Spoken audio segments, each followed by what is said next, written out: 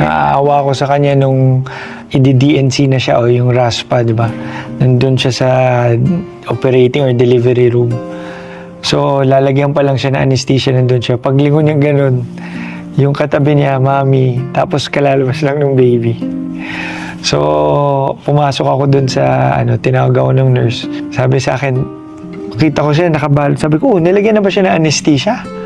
Binalot niya yung sarili niya. Yung pala, umiiyak siya kasi ang katabi niya, may baby shot, aalisin. So, iba talaga yung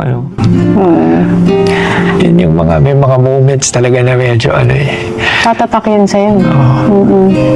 Pero lahat to ng experience namin, mas lalong lumalalim yung relationship namin.